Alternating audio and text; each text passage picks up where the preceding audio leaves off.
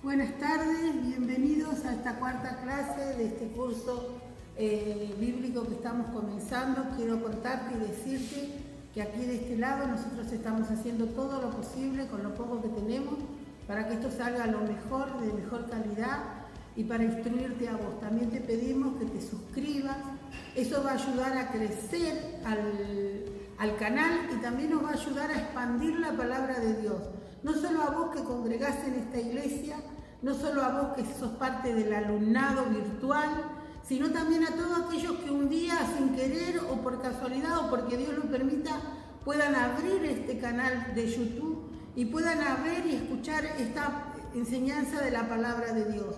Recordad que somos embajadores, que somos aquellos que llevan las buenas nuevas de Dios y sabemos y estamos seguros que si Jesucristo estaría en este momento acá, Él hubiera utilizado todas las redes sociales, los satélites, las radios, todo lo que la televisión, todo lo que estuviera a su alcance para expandir su palabra, para llegar al lugar más lejano y lo más posible, porque este es nuestro deber, porque a esto hemos sido llamados, a expandir su palabra, a ser los embajadores y aquellos que llevan las buenas nuevas de Dios a todos aquellos que están dispuestos a aprender. Cuando empezamos la primera clase y dijimos ese versículo tan poderoso que está en la palabra de Dios que dice: mi pueblo muere por falta de conocimiento. Y todo esto que estamos haciendo, todo este trabajo, todo este esfuerzo es para que su palabra sea expandida, para que tengas conocimiento. Y también recordar que todo lo que estamos aprendiendo aquí de la historia de esos 400 años de oscuridad es para que cuando lleguemos a los evangelios podamos entender un montón de cosas, podamos comprender la situación, el momento social en que Jesucristo empezó su ministerio, el momento social en el que el Salvador vino a este mundo, porque todo fue preparado para Dios con un propósito. Así que te vuelvo a recordar y te animo a que te suscribas para que nos ayudes a crecer en el canal y nos ayudes a expandir la palabra de Dios. Dicho todo esto, vamos a comenzar con la clase, que tengo mucha información y la quiero compartir con vos. En la clase pasada habíamos quedado en que Matatías, uno de los sacerdotes macabeos, él había matado a un soldado sirio porque este había ido a su pueblo y quería quería poner en Jerusalén todo lo que en ese pueblo todo lo que se estaba haciendo en Jerusalén. Quería poner la abominación de Zeus, la adoración de Zeus en ese pueblo, y Matatías, celoso por las cosas de Dios, celoso por su costumbre, celoso por la fe, celoso por su Dios, Jehová de los ejércitos, mató a este soldado y él y sus hijos tuvieron que huir a las montañas y ocultarse en las cuevas. Así terminamos la clase pasada. Y ahora vamos a continuar con esta historia y a conocer un poquito más de quién era esta familia, los macabeos. Ellos comienzan una guerrilla, escapan a las montañas, a las cuevas, y muchos judíos celosos, muchos judíos también devotos, muchos judíos creyentes de Jehová, los siguieron a ellos. ¿Por qué? Porque ellos estaban peleando por su fe, peleando por su Dios, peleando por todo lo que ellos creían, por sus costumbres, pero también peleando por su familia. Porque si hacemos un paralelo de lo que sucedía en ese momento con lo que está sucediendo hoy, nos vamos a dar cuenta que es muy parecido. Los macabeos estaban peleando por Jehová, estaban peleando por su ley, estaban peleando por su fe, y muchos judíos lo siguieron. Matatías, que estaba al frente de esta guerrilla, tuvo muchos inconvenientes al principio. Parecía que esto era inútil, que no tenía ni principio ni final, porque no te olvides que este era un grupo de judíos, hombres que no estaban acostumbrados a la guerra, que no tenían experiencia en las armas, y los macabeos eran una familia sacerdotal. O sea que parecía que todo era inútil, pero sin embargo no fue así, porque hay algo que ellos tenían que los soldados sirios no tenían, porque ellos estaban enfrentando a un ejército poderoso, a un ejército que tenía armas, que tenía carros, que tenía caballos, a lo más poderoso y avanzado de la época. Pero estos grupos de hombres tenían al Rey de Reyes, a Jehová, al Rey de Reyes, al Creador de los cielos y la tierra, al General de generales. Él era el que les daba a ellos la convicción y la certeza, la voluntad y la fuerza para pelear por Él en su nombre y para conquistar. Así como esta guerrilla fue creciendo en poderío, en armas. Y Matatías mucho tiempo no vivió, al poco tiempo este hombre falleció y lo sucedió su hijo llamado Judas, que le decían el martillo. Y yo investigué y digo, ¿cómo el martillo? ¿Por qué le decían Judas el martillo? Porque era un hombre que golpeaba a sus enemigos. Fue un hombre que con la destreza de él, con la valentía de él, con la astucia de él en 3 años pudo derrotar a los sirios y pudo recuperar Jerusalén y pudo tomar de vuelta el templo. Y por eso le decían martillo, porque una vez que él atrapaba al enemigo, no lo dejaba hasta no aplastarlo, hasta no destruirlo.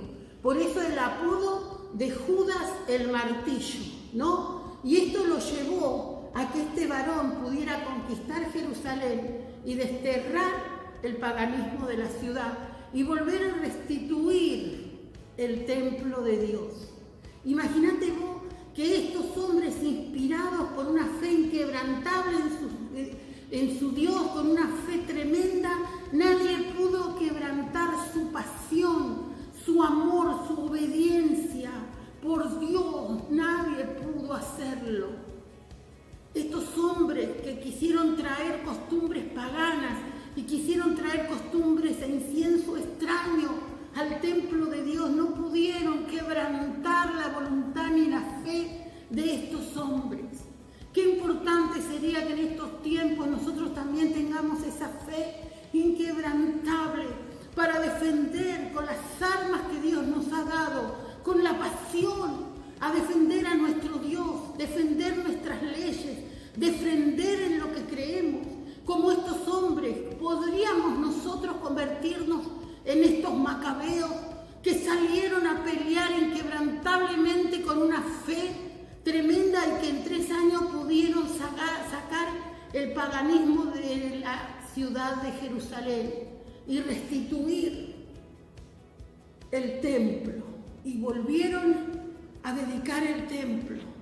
Fueron y destruyeron ese dios pagano de Zeus, la abominación, como dice el libro de Daniel, la abominación que profanó el templo, que profanó el lugar santísimo de Dios. Y este hombre pudo hacer eso porque, te vuelvo a repetir, y quiero ser en esto repetitiva, con su fe inquebrantable y con Dios de su lado, un ejército que no tenía armas, que no conocía de guerras, que no conocía de estrategias militares, que no tenían carros, que no tenían caballos, pudieron derrotar al enemigo. ¿Por qué? Porque Dios estaba con ellos.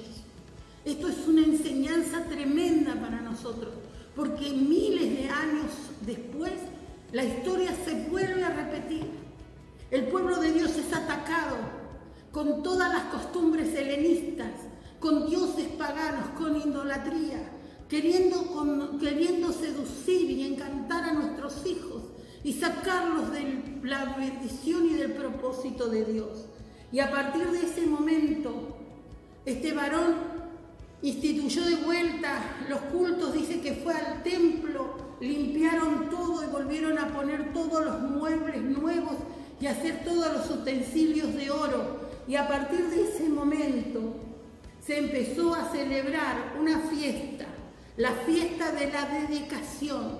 En Juan capítulo 10, versículo 22, vas a encontrar un versículo que dice: y celebrase en Jerusalén la fiesta de la dedicación, y era invierno.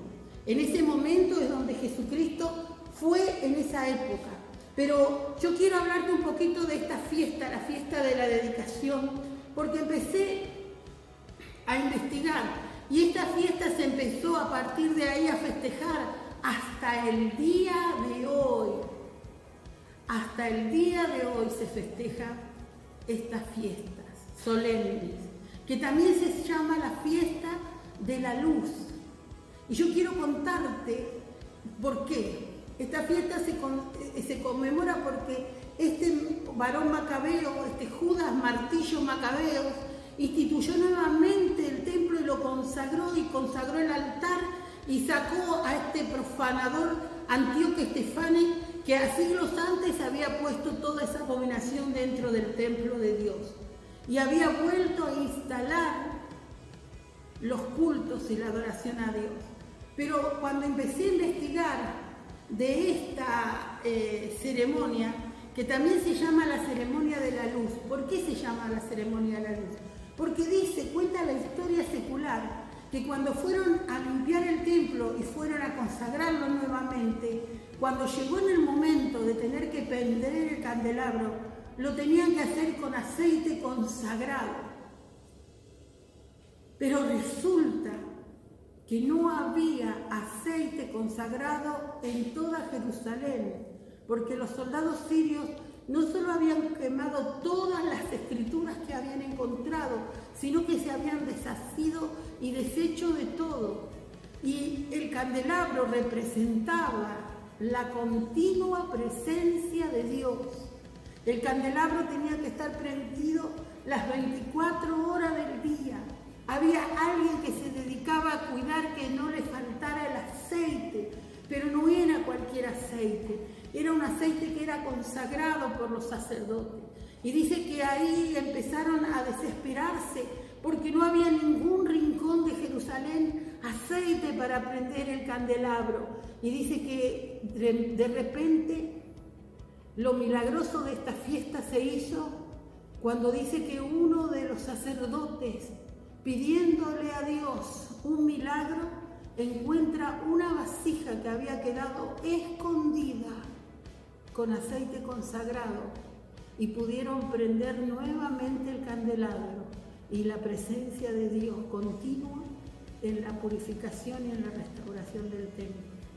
Por eso esta fiesta no solamente conmemora que hayan quitado al paganismo de Jerusalén, sino también el milagro de que nunca, pase lo que pase y suceda lo que suceda, la luz de Dios se apagará en nuestros altares. Y recordad que nosotros somos esos altares, somos nosotros ese candelabro que tiene encendida la luz de Dios, la que tiene encendida su presencia. Vos sos ese candelabro y Dios siempre tiene ese aceite preparado, ese aceite consagrado para que tu luz no se apague. Así fue que a partir de ese momento, después de que se restauró y se fue ese momento milagroso, donde pudieron de vuelta restablecer la digna presencia de Dios, en el templo se conmemora esta fiesta que se llama la fiesta de la consagración o la fiesta de la luz. Y cada día que la fiesta permanecía, porque dura 7 días, todas las casas prendían incienso y cirios para festejar. Qué tremendo, ¿no? ¿Y qué pasó con los sirios? Los sirios se vieron obligados a dar libertad religiosa. Ellos se vieron obligados a dejar que los judíos restablecieran los cultos y consagraran el templo. Pero ahí no quedó todo, porque la lucha continuaron. Ellos no se quedaron con eso. Ellos querían su independencia política.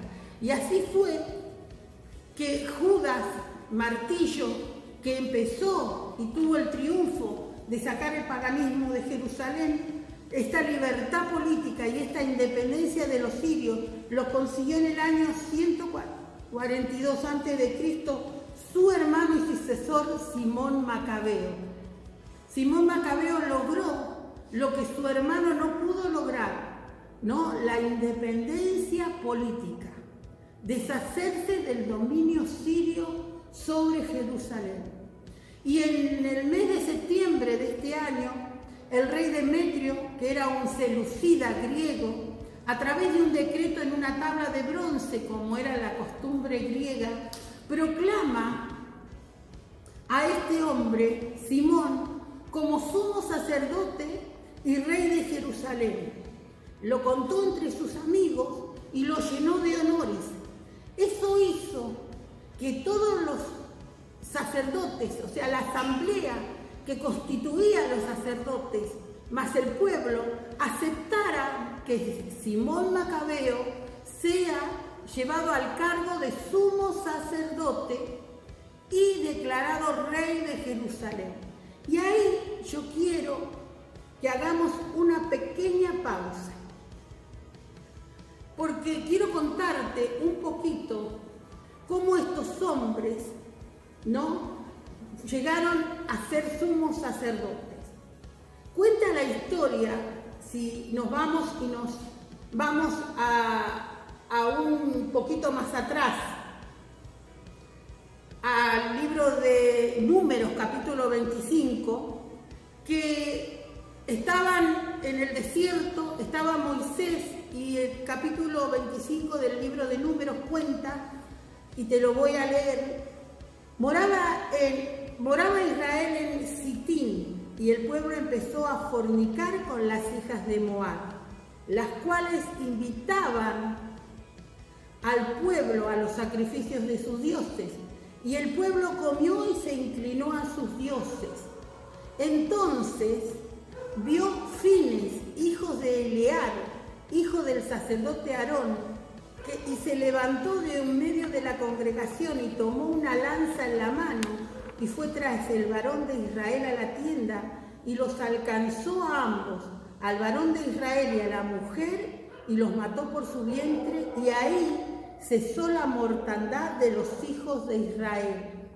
Y murieron en aquella mortandad 24.000 personas. 24.000 personas murieron.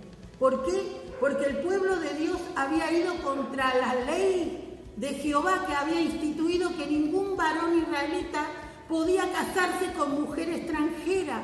Pero dice que estos hombres se iban con las mujeres de Moab y encima participaban de sus ritos paganos.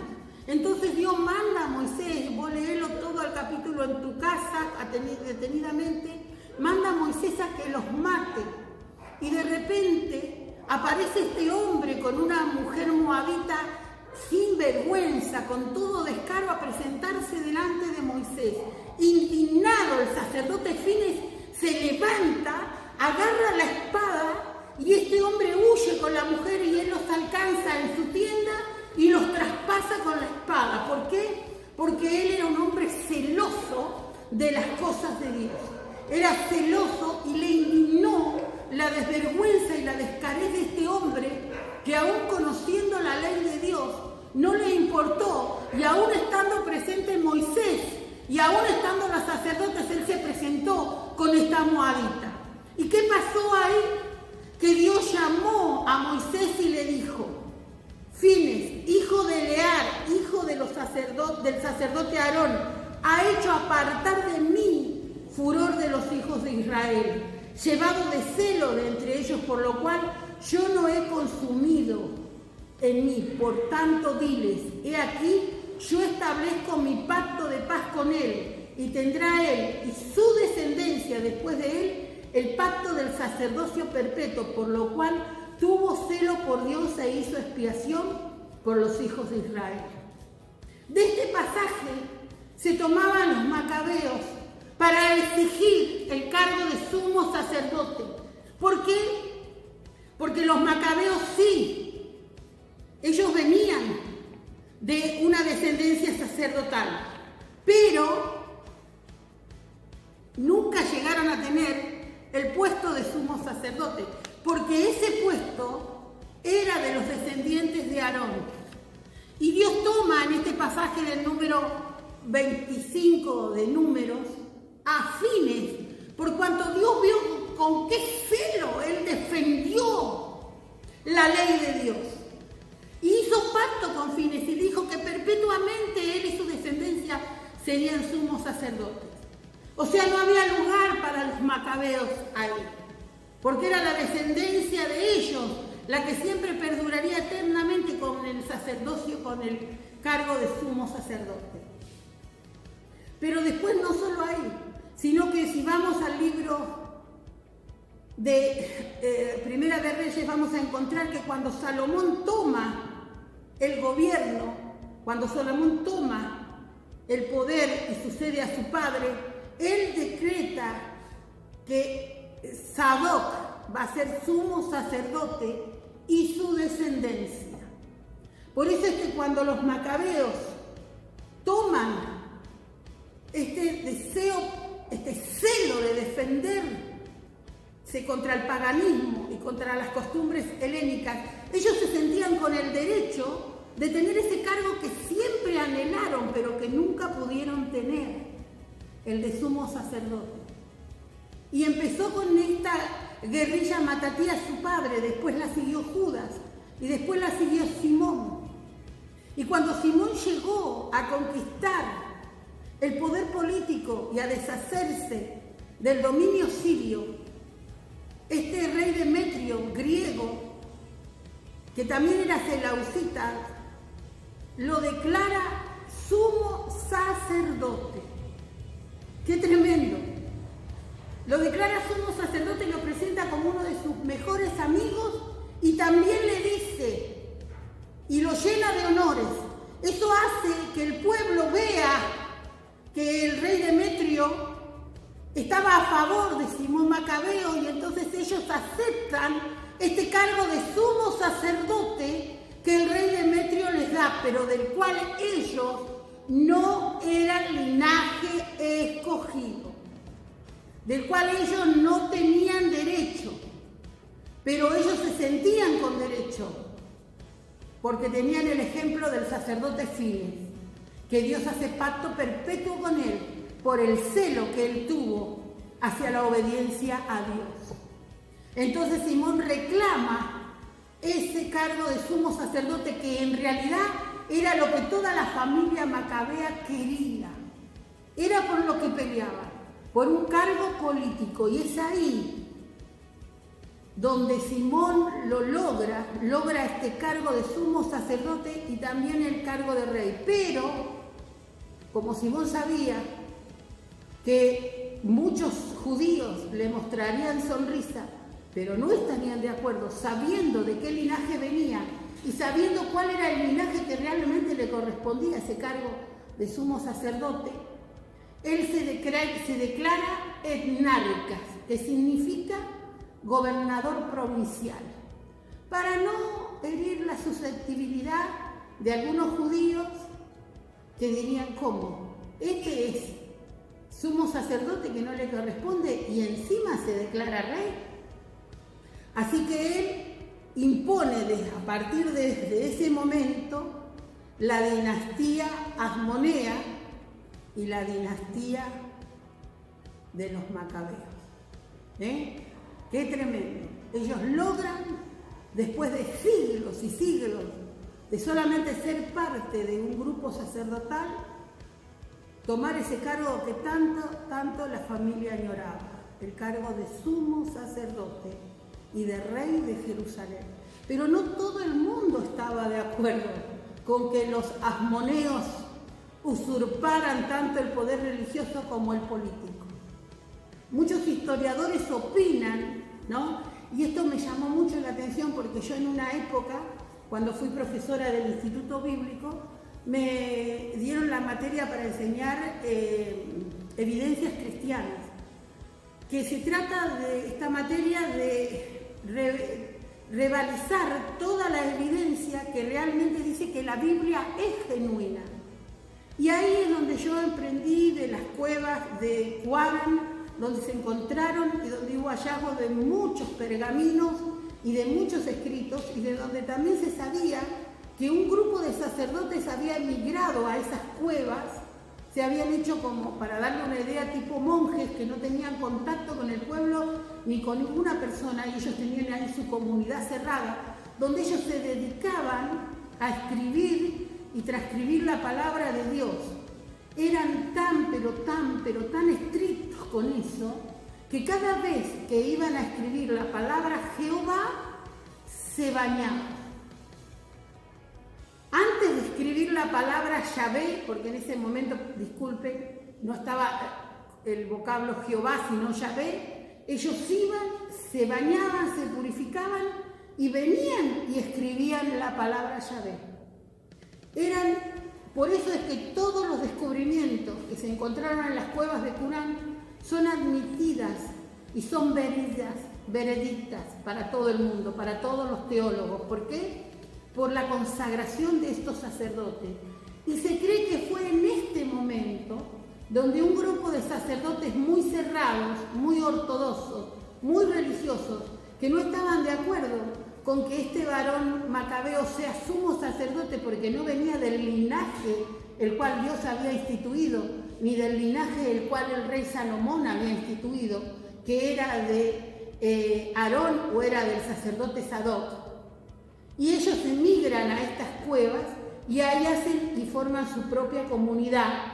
Y es ahí donde después nosotros pudimos tener los descubrimientos de estos manuscritos tan hermosos que después con el tiempo y con la historia se fueron convirtiendo en este libro maravilloso que es la Biblia. Y algunos llaman a estos hombres como maestros de justicia, que se marcharon de Jerusalén siendo opositores de este hombre, ¿no? Y se instalaron en estas cuevas que estaban al lado del Mar Muerto, y ahí es donde ellos empezaron a escribir y a traducir y a los manuscritos que después se fueron con el tiempo encontrados y que formaron todo el compendio de lo que hoy es la Biblia. Así que es que después este hombre, Simón, muere, él fallece, pero antes de eso Simón hizo y persiguió muchas campañas militares y extendió sus terrenos y tuvo control de casi todas las aldeas y casi todo el territorio que lo rodeaba. Sin embargo, su reinado terminó bruscamente cuando su yerno Ptolomeo, en una cena cerca de Jericó, lo mata a él y mata a 2 de sus hijos. Pero también él tenía un hijo que era Juan el Hircano, que no estaba en ese momento junto con su padre y sus hermanos. Le van y le avisan a Hircano que su padre fue muerto por su cuñado Ptolomeo, porque este se quería apoderar del reino, y él huye y logra así salvarse, y después toma y sucede a su padre. ¿Y qué hizo? Mató a todos los que estuvieron conspirando y a todos los que mataron a su padre y a sus hermanos, y él se consagró él mismo sumo sacerdote y rey de Israel, ¿no? Y ahí vemos nosotros cómo esta familia, de la cual nosotros no conocíamos mucho, hoy podemos saber un poquito más de ellos, Y quiero decirte que me encanta enseñarte, me encanta investigar, me encanta contarte estas cosas y que te instruyas y que sepas. Así que después, más adelante, vamos a ir sabiendo y vamos a ir entendiendo también mucho más sobre la vida de Herodes, de los reyes Herodes, que son, y te dejo esto, a ver si lo querés investigar un poquito más, son descendientes de los macabeos. Así que Dios te bendiga, que esta palabra, que esta enseñanza haya sido de bendición para tu vida, que te la haya podido expresar lo más simple y sencillo posible, y nos vemos la próxima clase. Y no te olvides de suscribirte, ayudarnos a crecer y ayudarnos a expandir la palabra de Dios, porque somos los embajadores, somos aquellos que llevan las buenas nuevas de Dios. Dios los bendiga.